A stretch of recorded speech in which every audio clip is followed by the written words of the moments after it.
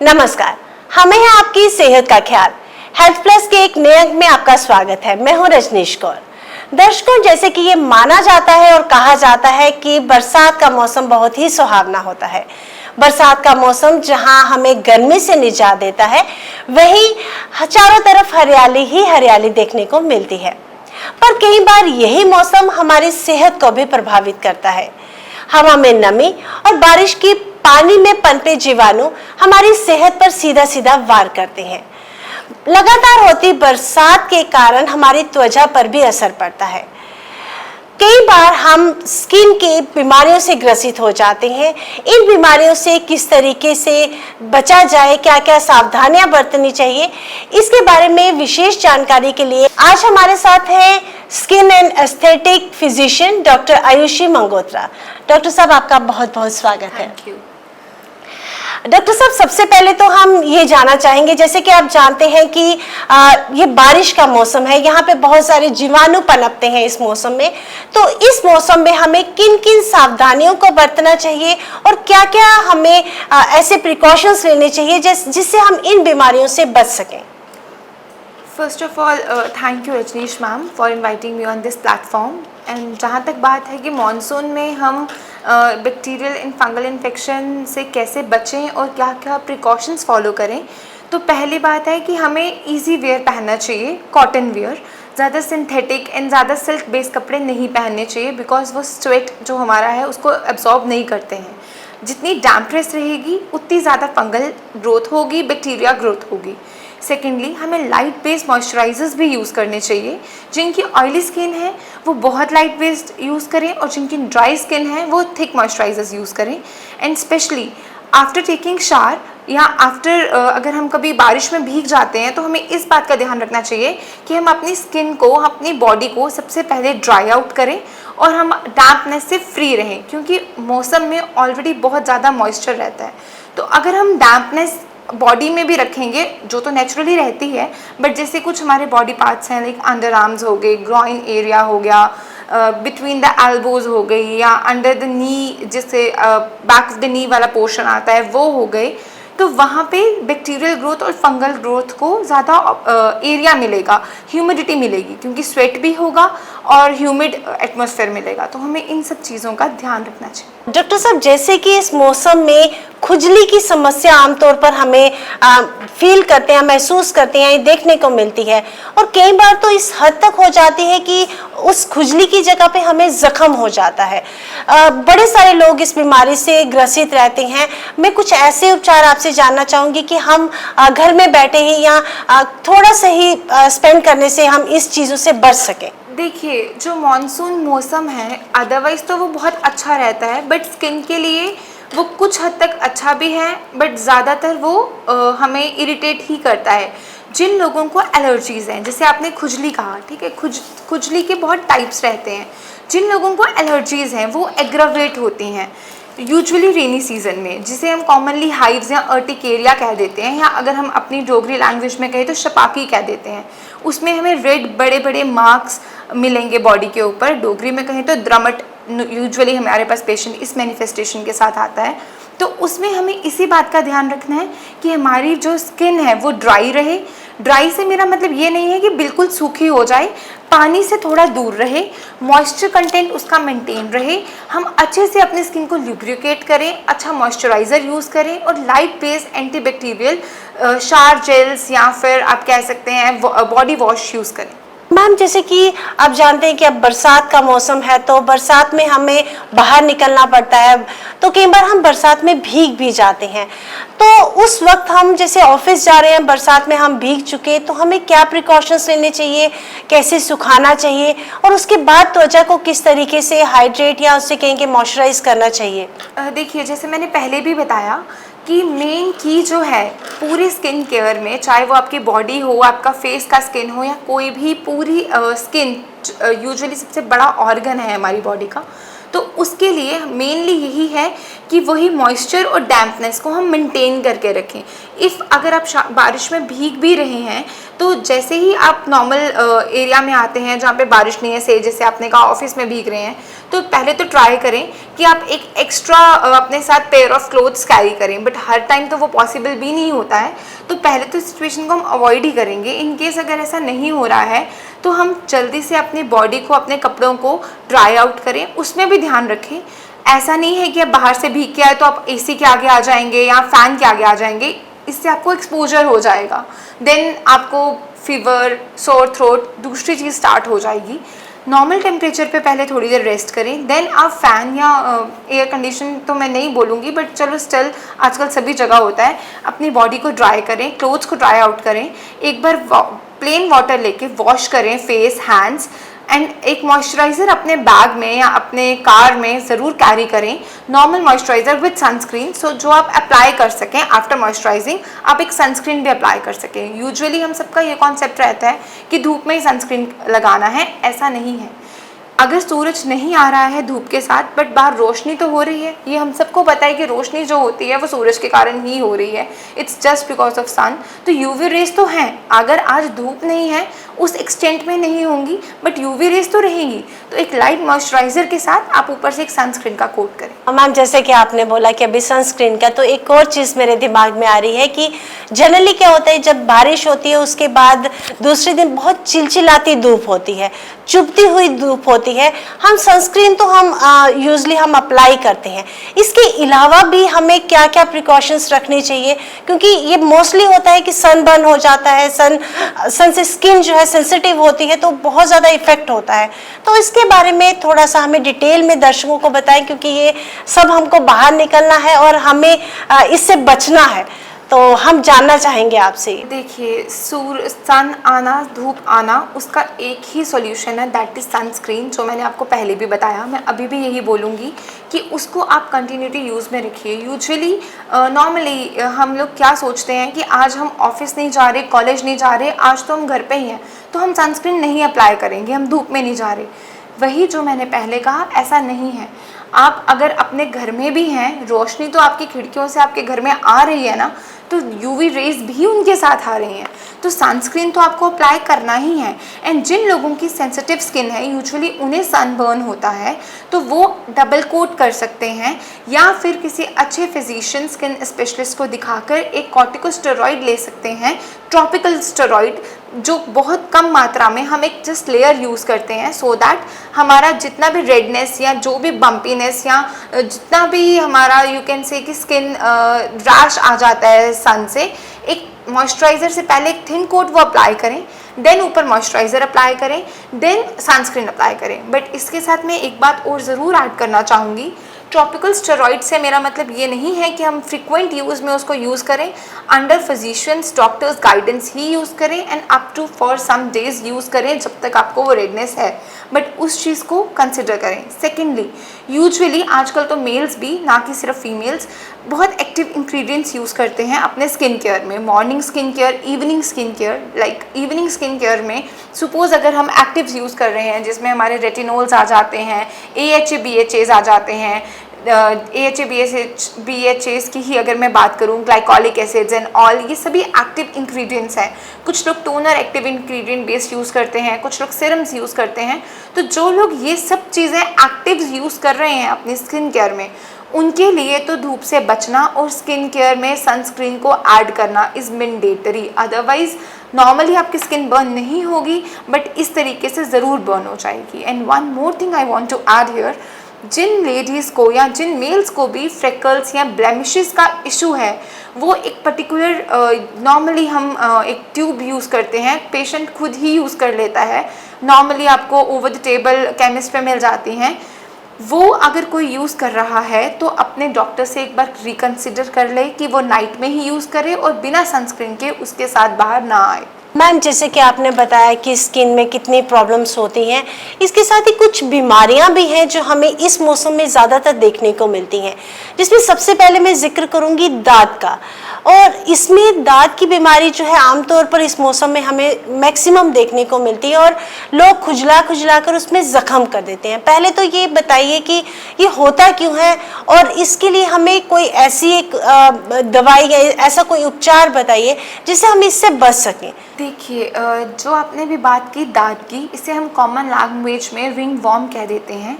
हम ring warm तो ज़रूर कह रहे हैं, बट इसमें कुछ वॉर्म या कीड़ा ऐसा कुछ नहीं है।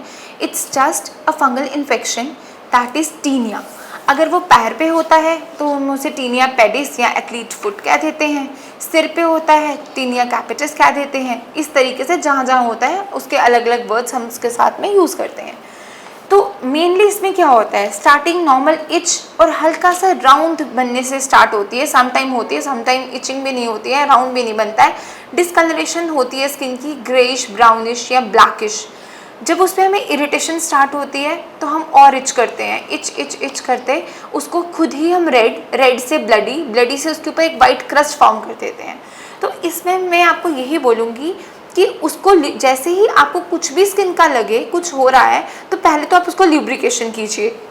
देखिए, पूरी स्किन केयर, पूरी बॉडी की हाइड्रेशन के ऊपर, बॉडी को बचाना मॉनसून में या समर्स में या इवन विंटर्स में भी हाइड्रेशन ही एक की है। आपको कुछ भी लगता है आप उस पर नॉर्मल कोकोनट ऑयल अप्लाई कीजिए। वो अगर आपको फ़ायदा नहीं करेगा तो आपको नुकसान भी नहीं करेगा। नॉर्मल बिल्कुल लाइट कैलामाइन लोशंस अवेलेबल हैं, आप वो अप्लाई कर सकते हैं। और अगर इच हो रही है तो आप अगर आपको इच नहीं रुक रही है इन सब एप्लीकेशंस के बाद भी, और अगर आपको प्रॉपर एक राउंड या कुछ क्लस्टर्स दिख रहे हैं तो आप अपने पास के किसी डॉक्टर को विजिट करके उससे प्रॉपर मेडिकल ट्रीटमेंट लीजिए। ये तो बात हुई दांत की। इसके साथ ही स्पेशली मैं इस मौसम में देखती हूँ कि पिंपल्स, जनरली हमें भी पिंपल्स हो जाते हैं और स्पेशली मैंने जो नोटिस किया है गर्ल्स में जो पिंपल्स की जो प्रॉब्लम है वो बहुत ज़्यादा सीवियर होती जा रही है। और क्या इसमें कोई हमें खान पान से रिलेटेड कुछ हमें ऐसा कोई प्रिकॉशंस रखने चाहिए? और ये जनरली इस मौसम में ज़्यादातर क्यों होती है? क्या कोई पानी का है रीज़न या खाने पीने का? इसके बारे में थोड़ा सा हमारे दर्शकों को डिटेल में बताइए। देखिए, पिंपल्स, एक्ने, जैसे कि आपने खुद ही कहा कि इस मौसम में ज़्यादा है और गर्ल्स को भी हमें दिख रहे हैं। पहले तो मैं इस मौसम की बात करूँगी। इस मौसम में क्या है, हमारी स्किन बहुत ज़्यादा ऑयल प्रोड्यूस करती है। हम कहते हैं ना कि चिप हो रहा है, चिप मौसम हो रहा है, तो स्वेट एंड ऑयल हमारी बॉडी में, हमारी स्किन के नीचे जो सेबेशियस ग्लैंड्स हैं वो ऑयल ज़्यादा सिक्रेट करते हैं। तो उस केस में क्या होता है कि जब नीचे एक हमारा पोर में ऑयल आता है, स्वेट आता है, वो एकमलेट होता है, पोर क्लॉग हो जाता है बार बार स्वेटिंग के कारण। जब वो क्लॉग हो जाता है उसमें बैक्टीरिया आता है, इन्फेक्शन करता है और पिंपल बनाता है। इस मौसम में ज़्यादा इसीलिए होता है कि ह्यूमिडिटी बढ़ जाती है। ग्रोथ, किसी भी ऑर्गेनिज्म को ग्रो करने के लिए ह्यूमिडिटी बहुत आराम से हेल्प करती है, अच्छे से हेल्प करती है।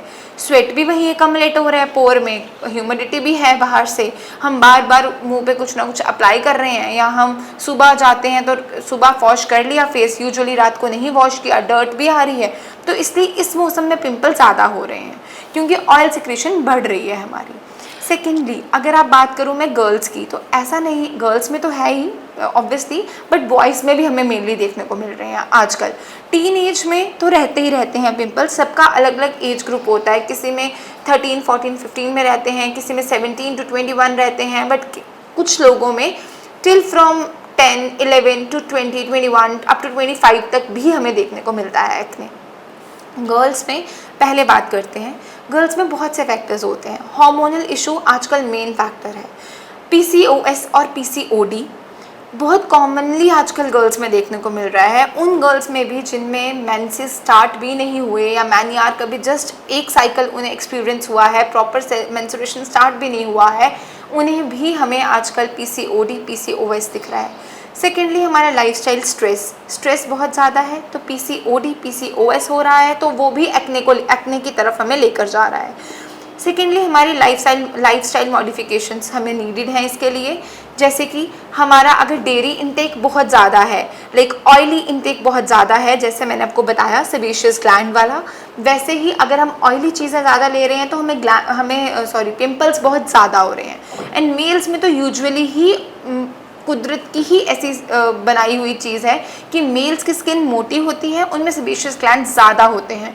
तो उनमें जो भी मोस्टली मेल्स में जो हमें एक्ने बॉयज़ में देखने को मिलता है वो सिस्टिक ही मिलता है, बड़े बड़े जिन्हें हम क्या दें मोटे बेस के साथ मिलता है। यूजुअली पेशेंट यही बोल के आता है कि बहुत मोटे मोटे एक्ने हो रहा है, पेनफुल हो रहा है। तो उसके लिए काफ़ी एंटीबायोटिक्स अवेलेबल हैं, हम वो ऑइंटमेंट्स यूज़ कर सकते हैं। अपना फैट, ऑयल, घी, फैट और डेयरी इंटेक को कम कर सकते हैं और अपना हार्मोनल चेक फॉर गर्ल्स रख सकते हैं और डबल क्लेंजिंग यूज़ कर सकते हैं। CTM रूटीन फॉलो करेंगे, cleanser, toner, moisturiser, clean morning में भी करेंगे, इवनिंग में भी करेंगे, इट विल वर्क। एक और बीमारी जो पहले इतना सुनने को नहीं मिलती थी बट आम तौर पर अब जो है वो मैक्सिमम बच्चों में हो रही है, यहाँ तक कि बड़े भी इससे सफ़र कर रहे हैं, दैट इज़ एक्जिमा। एक्जिमा जो होता है वो क्यों होता है, क्या रीजंस होते हैं और उसके लिए हमें किस तरीके के प्रिकॉशंस रखने चाहिए? देखिए एक्जिमा यस अब बहुत कॉमन हो रहा है। यूजुअली क्या है कि एक्जिमा एंड जो मैंने पहले बात करी रिंगवॉर्म, वो बहुत उनकी मैनिफेस्टेशन बहुत सिमिलर सी होती हैं, बहुत हल्के फ़र्क होते हैं। डॉक्टर अच्छे से पहचान पाएंगे फ़र्क। आप नॉर्मली पेशेंट को ये लगता है कि एक ही जैसी चीज़ है। तो शुरू में एक्जिमा बहुत बार मिसलीड रहता है वो केस, ये सोच के कि दांत है दांत है दांत है। नॉर्मली एक्जिमा बच्चों में भी हमें देखने को मिलता है, इसको हम एक्टोपिक डर्मेटाइटिस भी कहते हैं, इसके फर्दर टाइप्स भी आते हैं। बच्चों में जो न्यू बॉर्न बेबी होता है उसमें हमें कहाँ देखने को मिलता है, हमें एल्बोज़ पे देखने को मिलेगा, एल्बोज़ के अंदर वाले फोल्ड्स में देखने को मिलेगा। बच्चे के जो छोटा बच्चा होता है उसके जो नेक होता है उसमें बहुत ज़्यादा फोल्ड्स होते हैं, क्योंकि वो ऑल टाइम लेटा रहता है, नेक जुड़ी रहती है, तो हमें नेक एंड गले के फोल्ड्स पे मिलेगा। उसके हाथ भी इसी पोजीशन में रहते हैं, बच्चा ज़्यादा मूवमेंट नहीं करता है, तो यहाँ पे मॉइस्चर ज़्यादा एक्यूमुलेट होता है तो हमें यहाँ मिलेगा। जो हमारे नीज़ हैं, नीज़ की बैक साइड पे मिलेगा। तो पहले अगर मैं बात करूँ न्यूनेट्स की या टॉडलर्स की, तो उनमें उनकी मदर्स, उनके फैमिली मेम्बर्स को ये ध्यान रखना है कि वो जब उन्हें क्लीन करें, उन्हें नहलाएं, तो जो जितने भी उनके बॉडी के फोल्ड्स हैं उनको वो अच्छे से साफ़ करें, साफ़ करके उनको वो ड्राई भी करें, ड्राई करके ओपन रखें बच्चे को थोड़ी देर के लिए हवा में। देन उसके ऊपर कोई भी नॉर्मल ऑइंटमेंट जो डॉक्टर ने उनको प्रिस्क्राइब करी है, अगर उन्हें एक्जिमा है तो वो अप्लाई करें। उसको दिन में 2 से 3 बार अप्लाई करें और कोकोनट ऑयल अप्लाई करें उसके ऊपर। ऑयल और भी एसेंशियल ऑयल्स या कोकोनट ऑयल या और ऑयल्स या और लुब्रिकेंट्स डॉक्टर प्रिस्क्राइब करते हैं। मैं एक कॉमन नोशन में आपको बताना चाहूँगी, उससे क्या है कि वो जगह सॉफ्ट रहेगी, बच्चे को इच नहीं फील होगी। बट अगर ज़्यादा इचिंग हो रही है तो you have to see your doctor, उनसे आप मेडिसिन लें, तो इसका मेडिकेशन से भी हम आगे इसको चला सकते हैं। जैसे कि आपने अभी बच्चों के बारे में बताया कि एक्जिमा में क्या क्या प्रिकॉशंस रखने चाहिए, बच्चों की बात आती है तो मैं बीच में ही आपसे ये जानना चाहूँगी कि बरसात के मौसम में स्पेशली जो न्यू बॉर्न बेबीज़ होते हैं उनके लिए हमें क्या क्या प्रिकॉशंस रखने चाहिए, उनकी स्किन से रिलेटेड हमें किन चीज़ों को इस्तेमाल करना चाहिए? हाँ जी, उसके लिए यही है कि उनको हम रेगुलर बेसिस पे, अगर उसे कुछ भी और प्रॉब्लम नहीं है, लाइक फीवर नहीं हो रहा है, खांसी ज़ुकाम वगैरह ऐसा कुछ नहीं है, तो हम उसको रेगुलर बेसिस पे अच्छे से नहलाएं, नहला के उसे कुछ टाइम ओपन रखें सो दैट उसकी बॉडी को हवा लगे। पतले कपड़े पहनाएं बच्चे को, मोटे कपड़े ना पहनाएं। वन मोर थिंग, यूजली हम ये करते हैं कि सर्दी है, बारिश है, तो हम बहुत ज़्यादा कपड़े बच्चे को एग्जैक्टली उसको मसलिन, कॉटन ऐसे कपड़े पहनाएं जो थोड़े ब्रीदेबल हों, उसमें से हवा क्रॉस हो सके, बच्चे को इजी फील हो। एंड नैपीज़ अवॉइड करें। बहुत इमरजेंसी है, बहुत ऐसा है कि अगर आपको कहीं उसको बाहर लेकर जाना है, फंक्शन है, कुछ ऐसा है, तो आप उसे नैपी पहनाएं। अदरवाइज़ अगर बच्चा घर पे है, खेल रहा है, तो उसे नैपी ना पहनाएं। बिकॉज नैपी के बाद क्या रहता है, हम फ्री हो जाते हैं डाइपर्स के बाद, ठीक है। हमें लगता है कि बच्चे ने डाइपर पहना है, अगर वो यूरिन पास भी करेगा तो बाय द टाइम कुछ टाइम में चेक कर लेंगे, हमें पता चल जाएगा। बट वो मॉइस्चर कंटेंट वहाँ रहता है, बच्चे को रैश होता है, बच्चा इरिटेट होता है। हम क्यों बैक्टीरिया को खुद से इन्विटेशन दें कि come and grow here, right. तो उस चीज़ का ध्यान रखें। बाकी बच्चे को अच्छे से बॉडी क्रीम्स जिनमें कोई इरिटेंट ना हो, नॉर्मल जो मार्केट में अवेलेबल हैं, जो उनके डॉक्टर प्रिस्क्राइब करते हैं, आजकल तो wide variety of range available है जो डॉक्टर्स भी प्रिस्क्राइब करते हैं, वो यूज़ करें। एंड ज़्यादा पाउडर बच्चों पे ना यूज़ करें। यूजुअली हमें लगता है पाउडर बच्चे को ड्राई करता है, बट पाउडर जस्ट उनके फोल्ड्स में अगर आप कभी देखोगे ना तो वो एकम्युलेटेड आपको लेयर्स दिखेंगी, उसका कोई मतलब नहीं है। पाउडर किसी को ड्राई नहीं करता है। यही अगर आप कुछ टाइम में उसको हवा में रखेंगे, नॉर्मली बाहर रखेंगे, उसको अच्छे से ऑयल लगाएंगे, अच्छे से उसको मसाज करेंगे, बहुत लाइट बॉडी वॉश नॉर्मल जो अवेलेबल है वो यूज़ करेंगे, तो आपका बेबी बिल्कुल हेयर एंड हेल्दी रहेगा, उसको कोई इरिटेशन कुछ नहीं होगा। मैम एक्जिमा की बात हम कर रहे थे, मैंने सॉरी आपको इंटरप्ट किया था, बट अब उसके बारे में मैं वापस आती हूँ एक्जिमा के ऊपर। अब अगर बड़ों की बात करें, इवन बच्चों में भी ये रहता है। एक्जिमा का ना सबसे पहले एक कारण रहता है कि आपका कुछ केसेस में ना ये हेरिडिटली चलता है। ऐसा नहीं है, हेरिडिटी से मेरा मतलब है कि अगर फादर को, मदर को, दादी को, दादा को, या मैटरनल साइड या पैटर्नल साइड किसी को भी है तभी बच्चे को एक्जिमा होगा। ये ना ट्रायड में चलता है, 3 चीज़ों में चलता है, eczema, dermatitis, rhinitis, sorry eczema, rhinitis and this asthma, dermatitis is also eczema. उसमें क्या रहता है कि जिस किसी को एज़मा होगा उसको भी, उसके बच्चे को भी एक्जिमा होने के चांसेस हैं। अगर वो आपकी फैमिली में किसी को भी है, लाइक बच्चे के दादा को है, आपके किसी ब्लड रिलेशंस में जिनको भी है, उससे आगे एक्जिमा होने के चांसेस रहते हैं। देन रेनाइटिस, रेनाइटिस इज़ कि बहुत ज़्यादा, जिसे हम नॉर्मल लैंग्वेज में नज़ला कह देते हैं, छींकें आना, आँखों से पानी, नाक से पानी, छींकें आती हैं तो फिर 50-50, 20-20 इकट्ठी छींकें आ रही हैं, दैट इज़ रेनाइटिस। जिनको रेनाइटिस भी रहता है वो भी they are susceptible to all 2 other things, whether it is asthma और इट इज़ एक्जिमा। बड़ों के साथ भी ये रहता है, बच्चों के साथ भी ये रहता है, ये इस तरीके से भी ट्रैवल करता है। पर बहुत से केसेस हमारे पास ऐसे भी रहते हैं जिनमें ना फैमिली में किसी को नहीं होता बट बच्चे को हो रहा है, या आपको अचानक जब आप बड़े हो गए तो आपको लाइक 20s में, 30s में या लेट ईयर्स में भी एक्जिमा आ गया।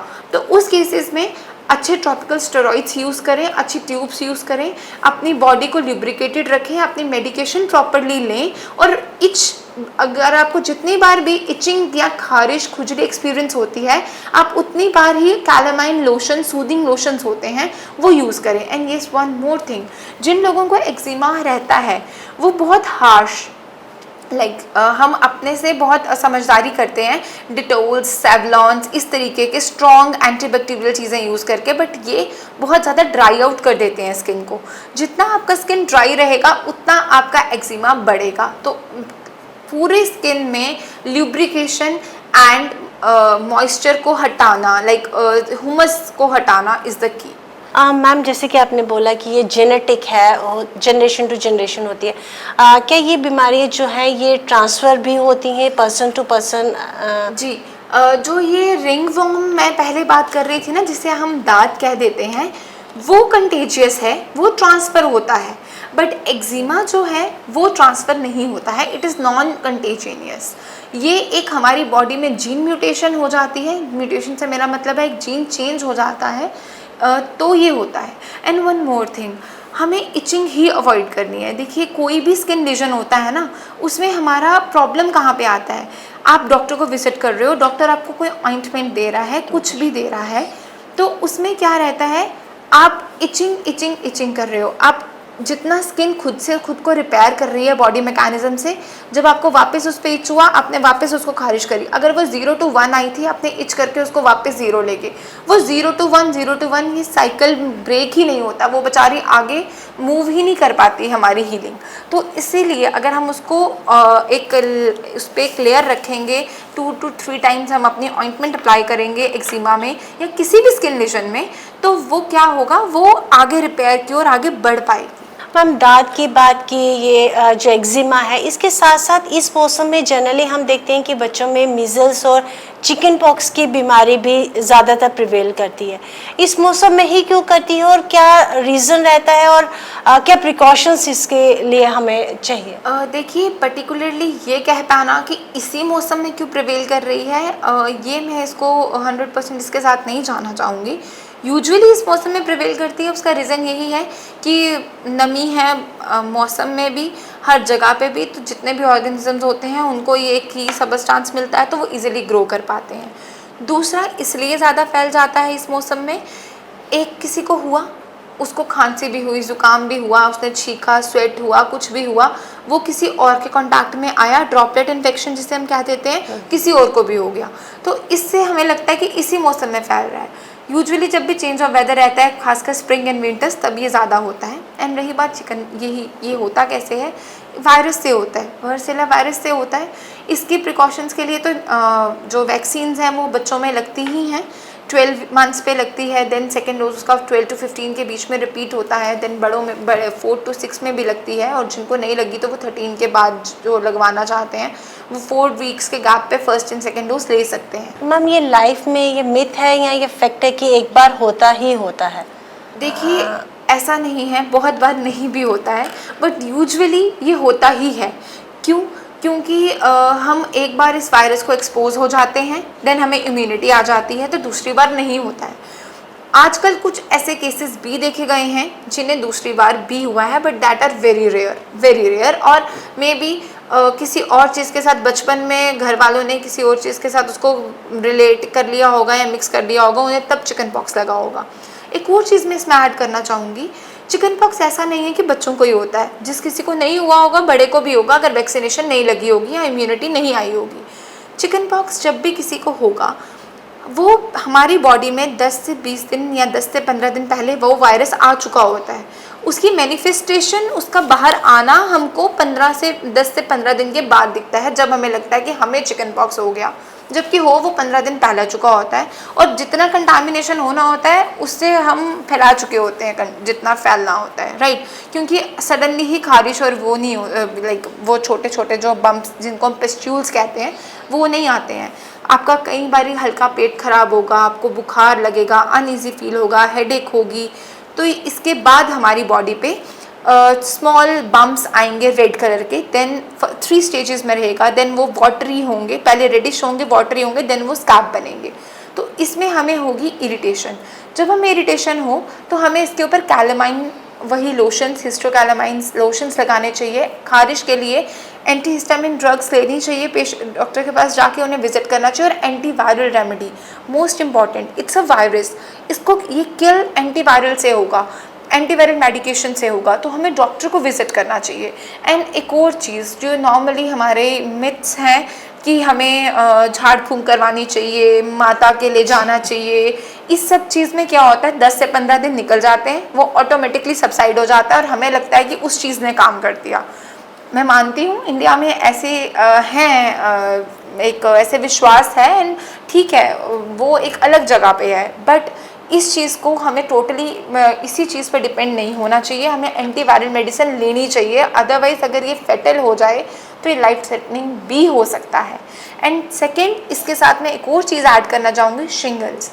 उसमें क्या होता है, एक बार चिकन पॉक्स हुआ, चिकन पॉक्स होके हमारी इम्यूनिटी बन गई, वो हमारी नर्व सेल्स में लेटेंट फेस में रहता है। जब हम सेकेंडली एक्सपोज होते हैं कुछ बड़ा होके, तो हमें वो न्यूरैल्जिक पेन, जिस पतला पतला थ्रेड्स के जैसे, एंड रेडनेस आके, और एक लिजन्स बड़े बड़े, पेप्यूल्स बड़े बड़े बना के, वो उस मैनिफेस्टेशन में भी आता है, जिसको अक्सर हम हर पीस के साथ कोइंसाइड कर जाते हैं। जबकि वायरस एक है, कैटेगरीज अलग अलग है।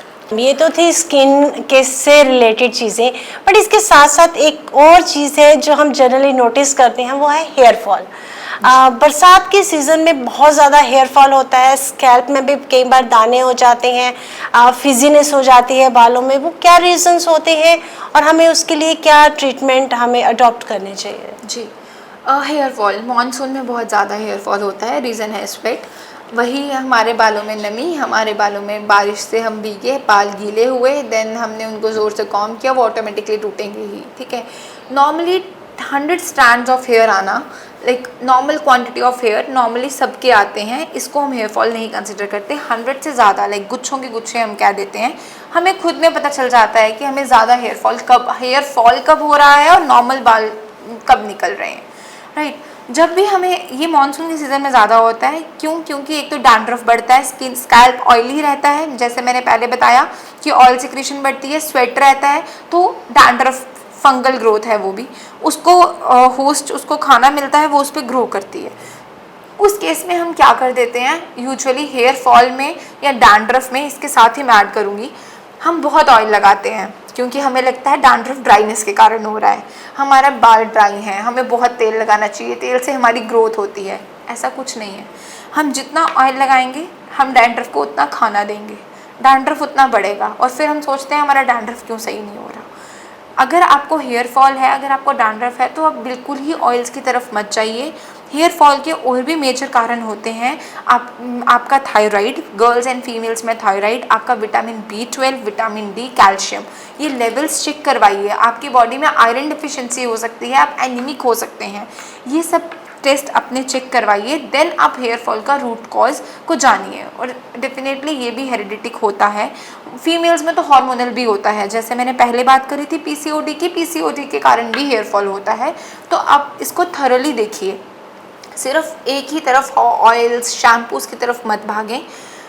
पर्टिकुलर कुछ शैम्पूज़ आते हैं जो ऑयली स्कैल्प के लिए होते हैं, पर्टिकुलर शैम्पूज़ आते हैं जो फ्रिजी हेयर के लिए होते हैं, वो प्रॉपर कंसल्टेशन के साथ चलें।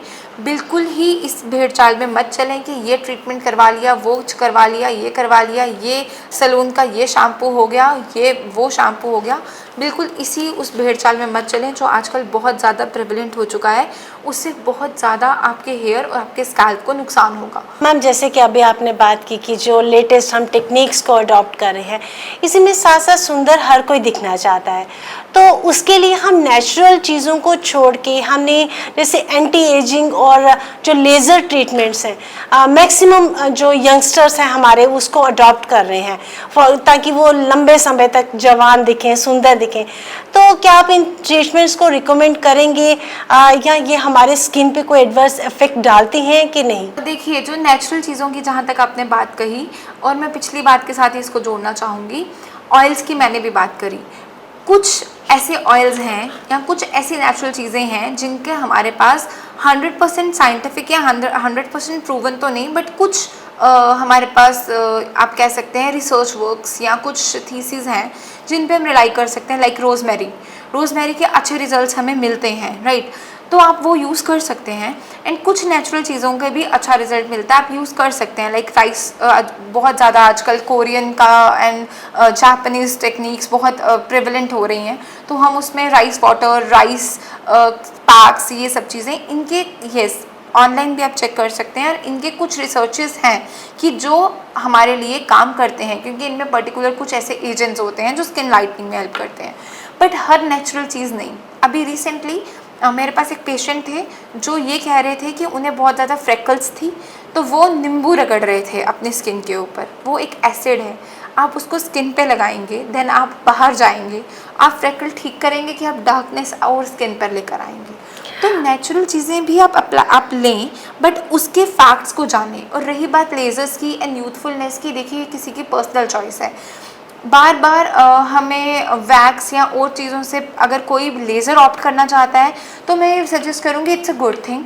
वन टाइम प्रोसीजर है, उससे हेयर रिडक्शन हो जाती है अप टू 90%, ठीक है, क्योंकि वो फॉलिकल्स को अंदर से ख़त्म कर देता है। हाँ, बट हर चीज़ एक एक्सटेंट में सही लगती है। यूथफुलनेस की आपने बात करी, बहुत सारे ट्रीटमेंट्स ऐसे आ रहे हैं लाइक बोटॉक्स एंड अदर चीज़ें, मॉर्फस आता है, RF टेक्नोलॉजीज़ आ रही हैं, रेडियो फ्रिक्वेंसी, जिससे आप अपने रिंकल्स को सही कर सकते हैं। बिल्कुल, क्योंकि जो पेशेंट रिंकल लेके आता है ना, आप फेस पे कुछ भी क्रीम अप्लाई कर लें, ऐसा कोई क्रीम नहीं है जो आपकी सैगिंग या आपके रिंकल्स को सही कर सकती है। उसके लिए you have to follow particular certain procedures. तो मैं तो उन चीज़ों को वेलकम ही करूँगी, but up to some extent under the guidance of well known और वेल एजुकेटेड डर्मेटोलॉजिस्ट। मैम, अंत में मैं अपने दर्शकों के लिए कुछ ऐसी चीज़ें, कुछ ऐसे सुझाव जानना चाहूँगी जो हम इस बरसात के मौसम में अपनी स्किन को हेल्दी रखने के लिए यूज़ कर सकते हैं, और अपने हेयर फॉल के लिए भी कुछ टिप्स आप बताते जाइए। जी, पहले तो आप हाइड्रेटेड रहें, वाटर इनटेक मैक्सिमम रखें अपनी, क्योंकि बरसात के मौसम में क्या होता है कि बरसात में हम डिहाइड्रेटेड बहुत जल्दी होते हैं। डिहाइड्रेटेड होने से हेयर फॉल भी रहता है, स्किन इश्यूज़ भी रहते हैं। तो आप हाइड्रेटेड रहें, अच्छी तरीके से अच्छे जूसेस, आप वाटर इनटेक, लैमिनेट वगैरह के इनटेक आप ज़्यादा रखें। देन जो मैंने पहले बताया, आप एक रूटीन फॉलो करें, बहुत सिंपल CTM फॉलो करें, क्लेंजिंग करें, टोनर यूज़ करें और मॉइस्चराइज़र यूज़ करें अलॉन्ग विथ सनस्क्रीन, जो आपको हेल्पफुल रहेगा। ठीक है, साथ में कॉटन क्लोथ्स वेयर करें, ट्राई करें कि स्वेट फ्री रहें, क्योंकि जो कॉटन होगा वो आपके स्वेट को एब्जॉर्ब करेगा। और बहुत लाइट, बहुत माइल्ड क्लेंजर्स, बहुत माइल्ड बॉडी वॉशेस यूज़ करें। थर्डली, मॉइस्चराइज़र, जो ड्राई स्किन है वो थोड़े थिक मॉइस्चराइज़र यूज़ करें, और जो ऑयली स्किन के लोग हैं वो लाइट मॉइस्चराइज़र्स यूज़ करें, and that's it. Thank you ma'am, आप हमारे स्टूडियो में आए, हमारे दर्शकों को आपने स्किन से रिलेटेड बीमारियों के बारे में जानकारी दी, उनके जो प्रिकॉशंस हैं उसके बारे में जानकारी दी। तो मिलते हैं अपने नए अंक में एक नए विषय के साथ, तब तक के लिए नमस्कार, जय हिंद।